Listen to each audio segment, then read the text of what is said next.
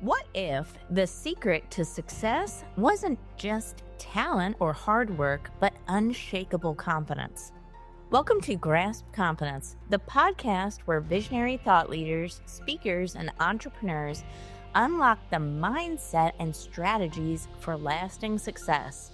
I'm your host, Tara LaFawn Gooch, CEO, two-time best-selling author, and international TEDx speaker, and I can't wait to help you step into the most powerful version of yourself. Let's dive in. What if the key to lasting success isn't just strategy, but the relationships behind it? Beth Fisher brings 30 plus years of experience leading transformation across both corporate and nonprofit sectors, guiding organizations from single-site startups to Fortune 100 giants. A dynamic speaker and leadership coach, she's known for her strategic approach to decision-making and her ability to build trust-driven relationships that drive performance. Get ready to be inspired by Beth's powerful blend of strategy, heart, and real-world leadership wisdom. Beth, welcome to the show. Hi, Tara. Thank you for having me. Absolutely. What an intro. 30 plus years of doing this, working from everybody from nonprofits to corporate giants. I love your work in empowering others. And really, at the heart of it, what I think I love most is that it's not just about strategy. It's also about the relationships behind that. I think so many of us who are coaches or consultants forget that part. We focus on the strategy, we take deep dives into the data, the analytics, and forget that there's actually relationships that build it all, don't we? Yeah, all the time. And, that was my biggest sort of life learning experience on the fly, because I was, I grew up in the 80s and I was raised with this mindset as a sort of high performing achiever. Like I wanted all the straight A's all the time. I wanted to figure out how to win the game. I'm highly competitive. So for me, I was always about that strategy and data and analytics. Like, how do I win? And often at the heart of that was the expense of the relational side of that. And I've learned so much over the course of just like the school of hard knocks, getting it wrong. Um, that to me, it's this sort of holistic approach, this right brain, left brain, analytics, and creativity, like how we are actually designed, and how do you bring that together in a way that makes sense? We read from left to right, but we lead from right to left. So we lead with this sort of relational, creative, empathetic side. But for those of us who are wired very analytical, I'm very much a left brain kind of person. It's hard for me to tap into those emotions often because I want to get things done. So yeah, it's a tricky dance, this humanity thing. There was a time when I barely spoke about my faith, but this year I decided to be bolder than ever. God placed a calling on my life, and when I finally embraced it, doors opened. From best-selling books to stages, I found the confidence to walk in His purpose. Now I want the same for you. At the From Calling to Confidence Christian Women's Retreat, you'll discover clarity, deepen your faith, and gain the courage to step into your God-given calling. This is happening in Cabo San Lucas, Mexico, on January 16th through 19th, 2026. And ladies, we have 3 spots left. That's it. So when they're gone, they are gone. Reserve yours today and visit taralafongooch.com/retreat for more information. It is, right? I relate to that so much as well. And, it's not something that we consciously do, right? But after some time, we start to realize we're a little too compartmentalized with our thinking. Right.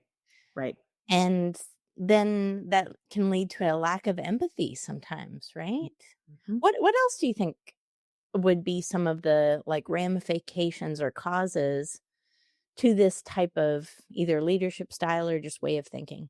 Mm-hmm. Expectations. And I think that society, or pick a construct, right? Whether it is societal, sometimes religious, parental, self-induced constructs, have caused us all to perhaps lean into a performance-based acceptance kind of mindset. Like if we perform a certain way and meet those goals and quotas and revenue expectations, whatever they are, then our worth will be higher.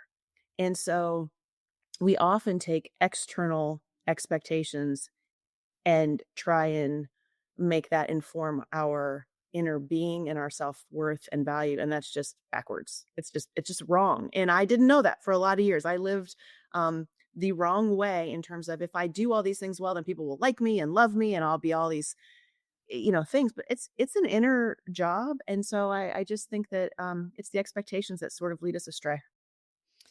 This echoes so much. I recently worked with a client who landed a TEDx talk. She has a podcast. She's got a book coming out, and it's about perfectionism, Mhm. right?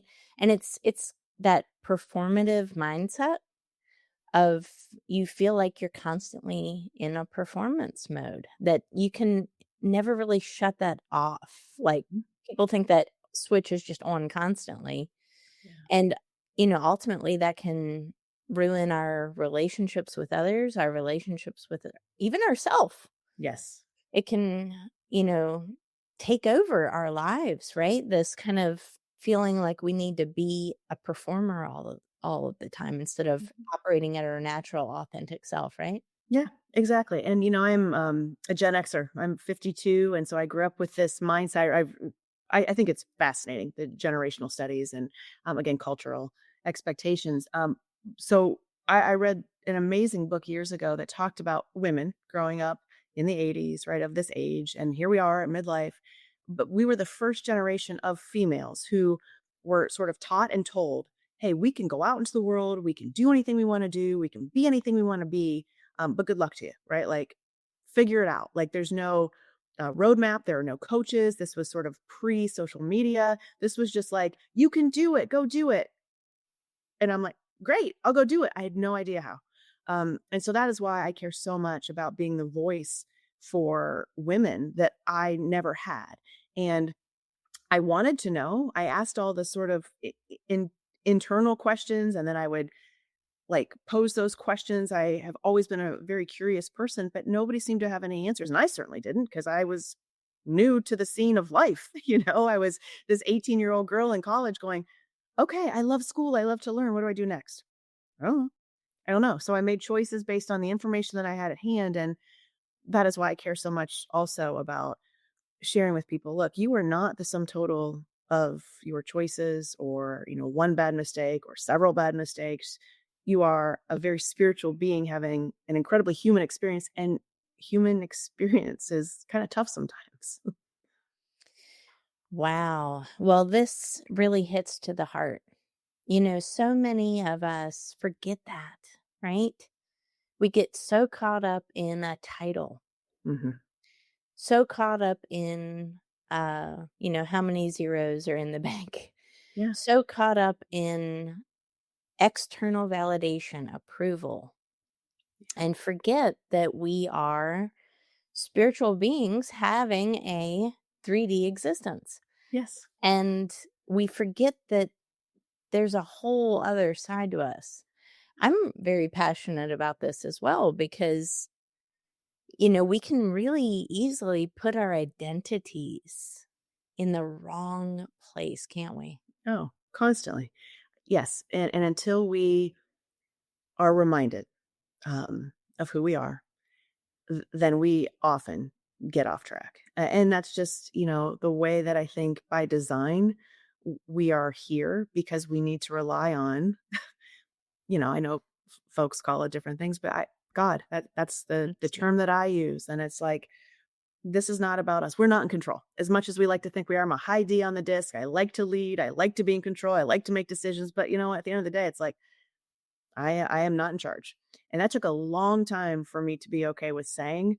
Um, and it's just true. And um, there's an element of peace that is associated with that. Once you realize, like, look, we're in this whole thing of life together, then everything that we've been through is to lead us to where we're ultimately going. And, life is very short in comparison to eternity. So, this is a fleeting moment. And I am just of the opinion, like, to whom much is given, you give back, you learn as you go, and you share those learnings with others to make their loads a little lighter on their journey of life.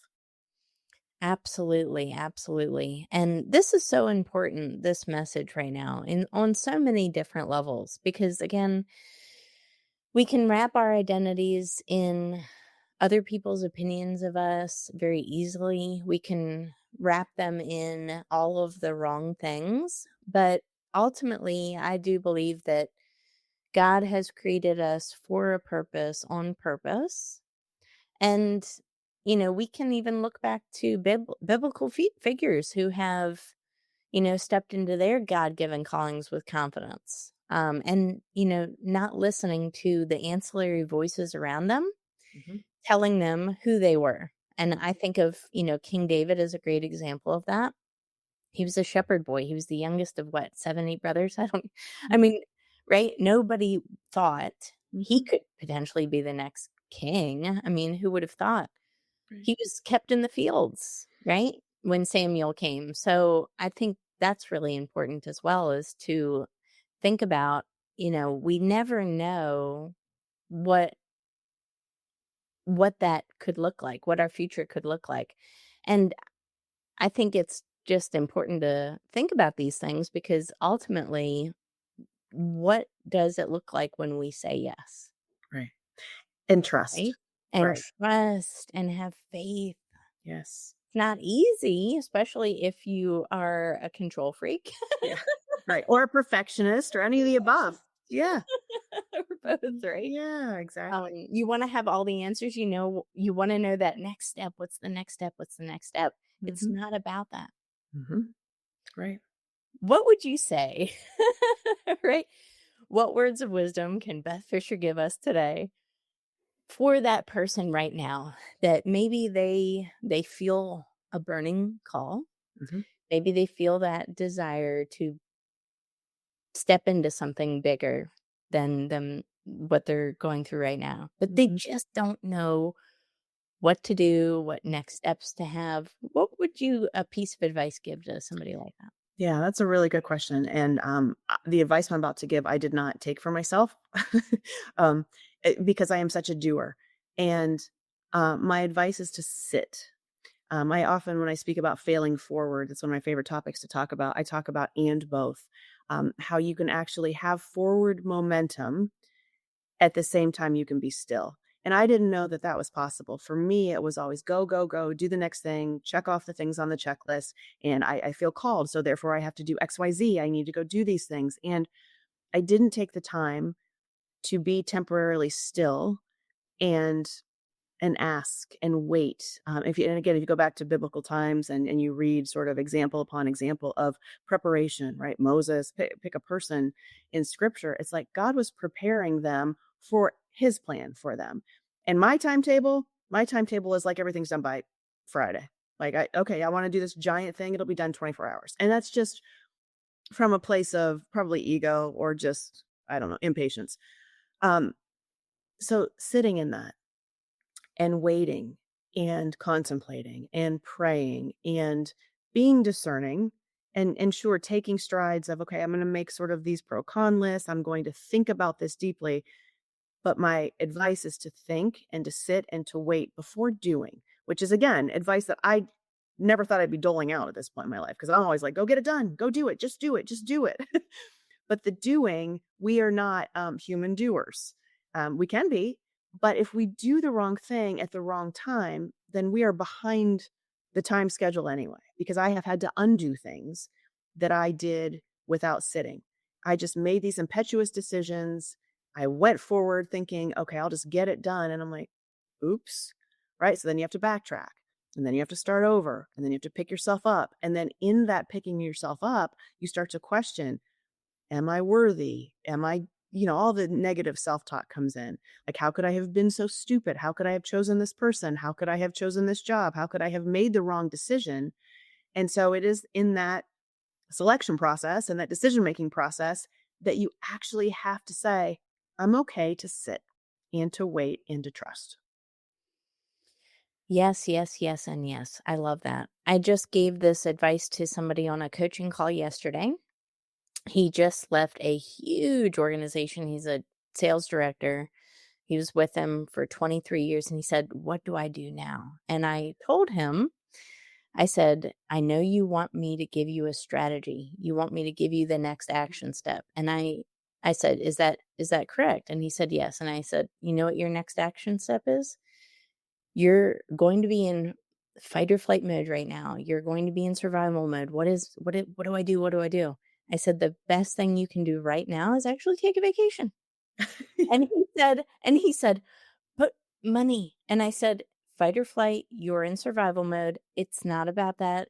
Trust, Yes. right? Take a breath, take a pause, enjoy yourself, go out with your family, right? Trust that after this pause, you will have clarity. Right. Because if you don't take that pause, you're going to be reactionary. Mhm. Again, you're going to be in fight or flight survival mode. You won't be able to think with discernment or clarity. And you're going to take some other job that maybe is not even pays as much, but you're just going to make a rash decision out of survival. And I said, "Pause. That's the best thing you can do. Take a vacation, chill for a little bit, and then come back to me in 30 days after you have done nothing. And now let's tackle this." Mhm. I think that's really important because we need that pause. We need that break. And, when I first published my book, Grasp Confidence, which is what this podcast is named after, I had a critic that said, action should never be in the middle. GRASP, A stands for action. This exact thing. And I said, if action is the first step, Mhm.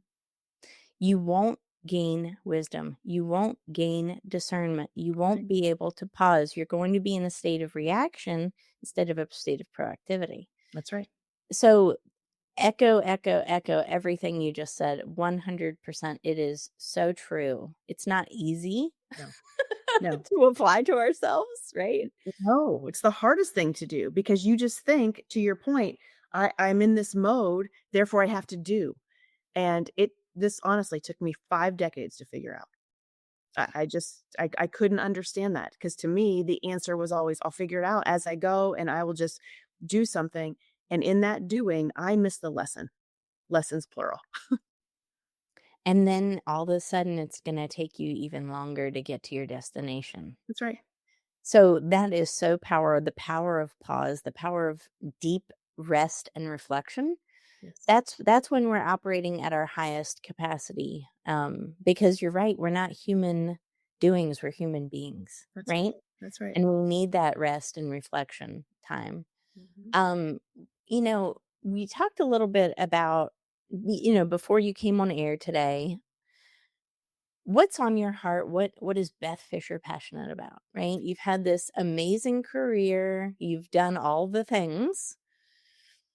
What I love what you said is that you're so passionate about empowering people and relationships. And I think that is so important because we are the sum of the people we spend the most amount of time with. Mhm. And who do we spend the most amount of time with, Beth? The people that we're working with, Mhm. right?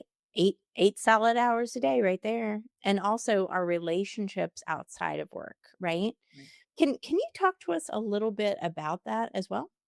I'd love to. Yes. So, I've been married 3 times. This is not a resume highlight, but it is the fact of my life. Um, and it's interesting, the more women that I spend time with around my age, I'm finding similar stories. And for me, as you heard me say, I made decisions quickly and I did it based on expectations. So I graduated from college and the expectation, at least in my head, or what I thought I had heard and learned and seen as I grew up was, oh, you're supposed to get married. I wasn't ready to get married. I didn't want to get married, but I got married.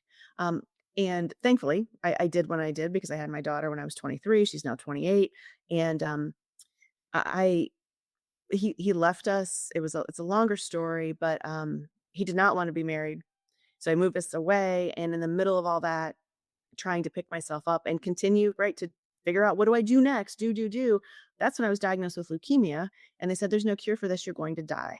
My theology at the time, my understanding of God at the time was, oh, I deserve this because you're a divorced person. This is punishment for divorce. This is a sin.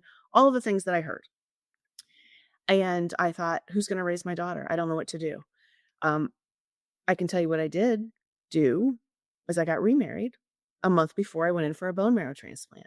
I wasn't thinking clearly. Certainly didn't pause. Somebody said, we're going to get married. And I just said, okay, right. There was zero discernment. I was in a position of very heavy external circumstances, impending death is a kind of a big deal. And I was truly not supposed to live. So I was remarried. I was the only person that walked out of a bone marrow transplant alive. I was in the hospital for 35 days.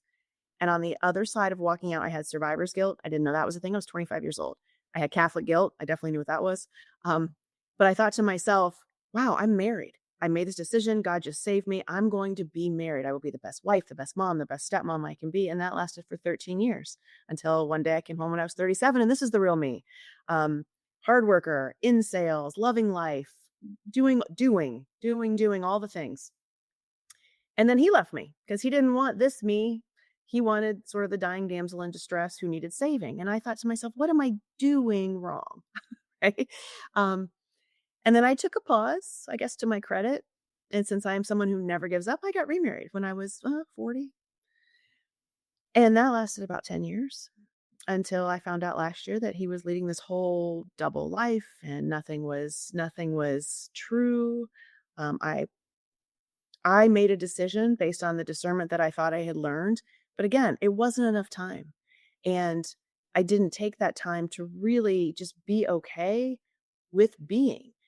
And so I made this decision. And when you make decisions in a space or a time that you're not ready to make them, and to your point, Tara, especially about being with a person, it really derails you. So, I've picked myself back up, thankfully, gratefully. I know where to go. I know where to turn in times of grief and tumult. It's like, okay, God, please help me. I can't do this on my own. I'm so sorry. And you learn from those mistakes.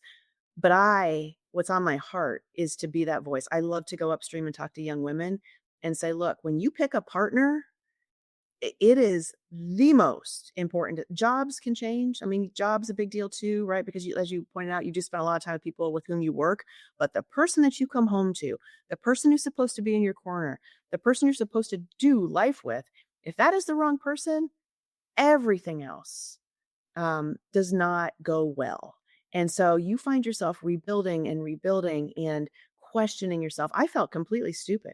My resume balance sheet on the professional side looked great.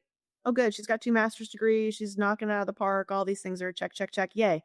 But on the other side, my personal side of that resume, it was a hot mess. And so I could never reconcile, what am I doing wrong in this discernment process? And I did find a lot of my identity sort of confused. Like, how can I be all these good things over here?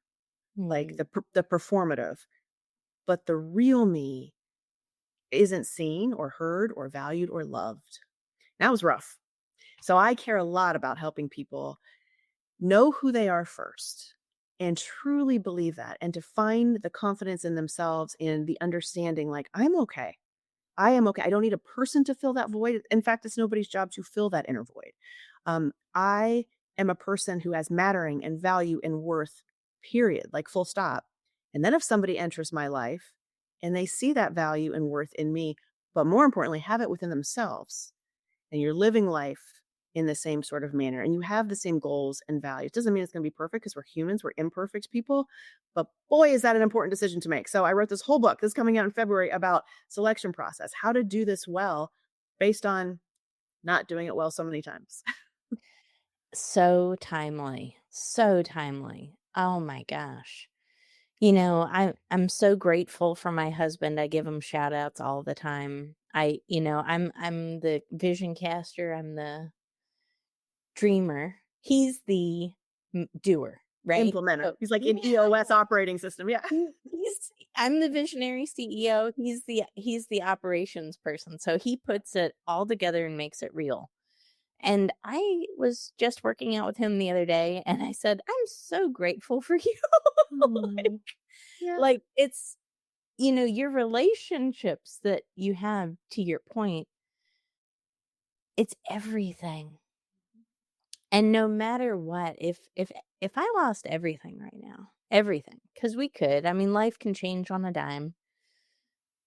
At the end of the day, it's about who you're closest to that matters mhm, and who you surround yourself with, because I'm confident that no matter what would happen on the outside, it's that strength, that unity that is the most important. And again, who you surround yourself with, right? right, absolutely, Wow, so much wisdom, especially so much wisdom for young women, like you're talking about, aligning them with the right relationships. And first, it's knowing who you are. right, right. Like, before we can find someone else, don't we have to first identify who our identity is?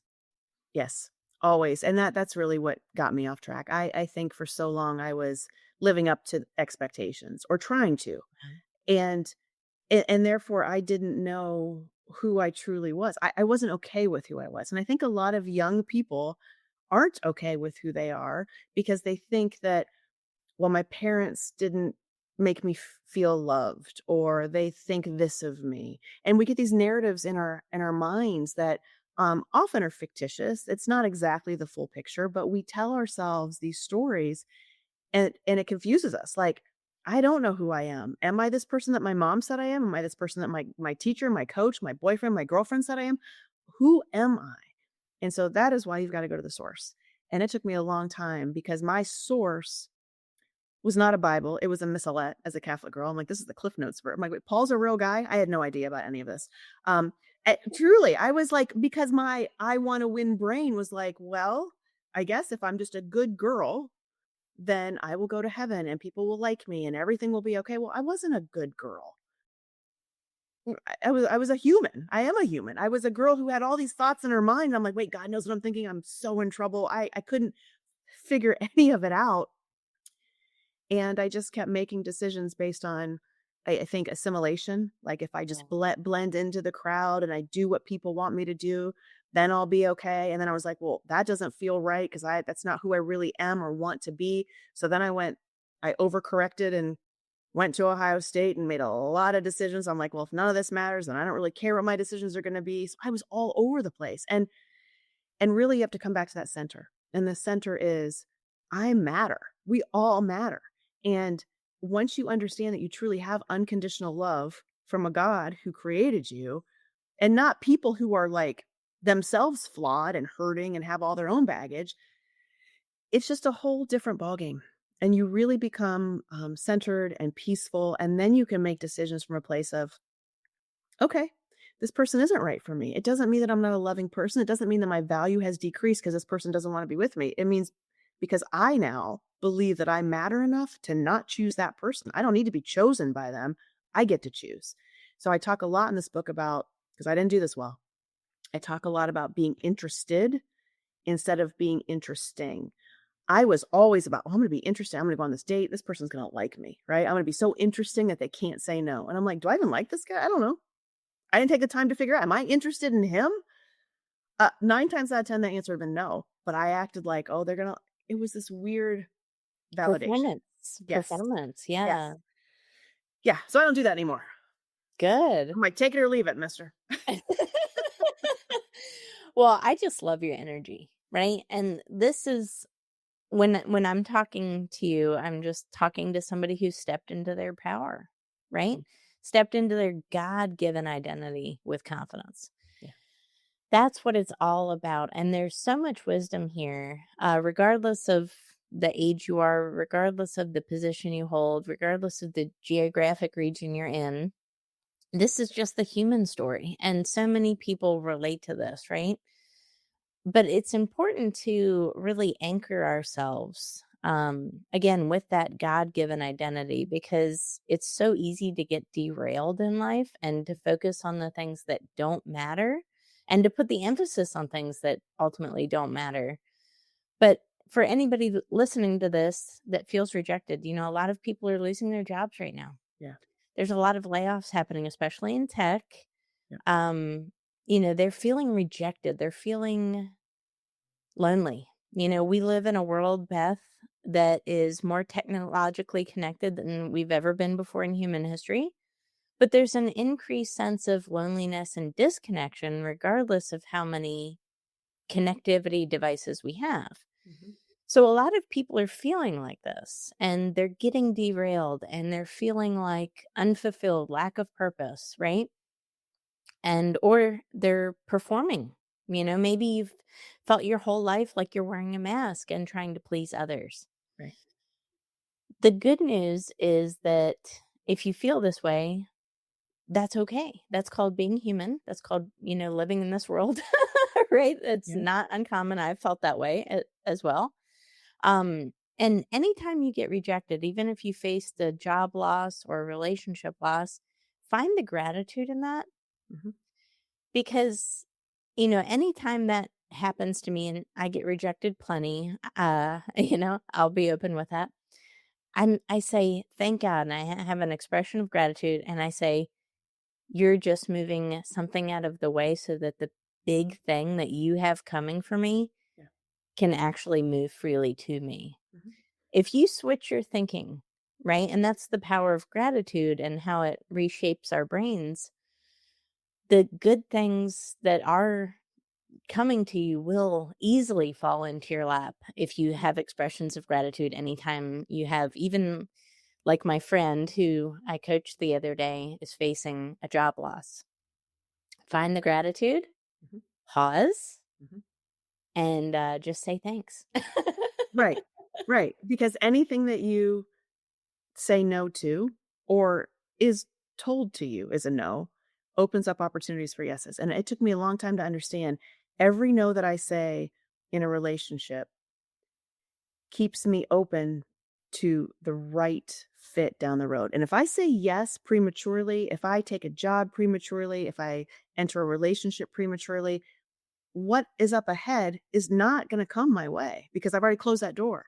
And so it is, like you said, finding the gratitude and finding the lesson and finding the solace in that moment, just sitting in the uncomfortable and going outside, like being alone in nature and whatever it is that brings you a moment of peace. For me, it's literally sitting outside and just reading. I don't have any devices. I just want to be like old school. And so when you can reconnect with yourself and everything that's around you and just take in the things that you have right in front of you in that moment and be present instead of worrying about what's going to happen, I promise you those things fall into place. I never believed it. I didn't think it was possible. It's really the only way that I live now because everything else is sort of futile. Absolutely. And for me personally, I was, starting to get a little burnt out, a little Yeah. bit stressed out, right? And I took a pause in a different kind of way. I kind of cleared my calendar and only had a very small amount of appointments on my calendar. You know what's interesting, Beth? Made more money Mhm. that Yeah. month than I think I had made the previous, like, 2 months before it. So in 1 month, I had made 2 months worth of income. Mhm. And I said, it's so funny. I cut my hours more than by half. I really, Mhm. it was insane. And Mhm. it seemed like I was, like, almost on vacation. Yeah. And the funny thing is, it opened the door energetically for more opportunities that were aligned to come to me. Mhm. And if my calendar had been full of misaligned opportunities, I wouldn't have been able to invite them in energetically, right? That's right. This goes for so many things in life. So if you're feeling this stress, if you're feeling uh, pulled and misaligned, that's okay. It's a sign. Take a pause, take a breath, take some relaxation time, recenter yourself, get some clarity, use some discernment, and then watch as those opportunities are allowed to flow to you. I love that. Love everything about this. So timely for so many people. Beth, I know your book is coming out in February. Mhm. So everybody be on the lookout for that one because that's a good one. Um, What are the best places online that people can learn more about you and follow your work? Yeah, thank you for asking. So it's super easy. BethFisher.com is my website. I'm also on LinkedIn. I'm on Facebook, but LinkedIn, you can see I have an LLC. I do strategy. I help implement CRM systems for nonprofits around the country. I do public speaking, leadership facilitation. I'm just anywhere that I can plug in and sort of give back in the business. I love business and I love people. And so you can find me at BethFisher.com and connect with me there. And I would love to talk to all your followers, Tara. Anybody that is in search of how do I do relationships better? How do I do strategy better? I love people, so I'm happy to have those conversations. I love that. Guys, check out Beth Fisher's work, bethfisher.com. Hit her up on LinkedIn and connect. She is a wonderful, wonderful person. Great example for all of us to follow. Don't forget to like, share, subscribe, and leave a review for Grasp Confidence Podcast on Apple. Guys, we just passed 1.2K reviews on Spotify. 5 stars. Holy cow. That is all you. We could use a little love on Apple. So don't forget to leave a review, type a comment. I love seeing those. And if you are a regular listener on the show and want to be invited as a guest, the best place to do that is leave a review on Apple, send me an email, tara@taralafongooch.com with your screenshot of your review, and I will get you on the next season of Grasp Confidence. Guys, thank you so much for being a guest on this show, Beth. Thank you for everyone who tuned in. We will catch you on the next episode. Take care.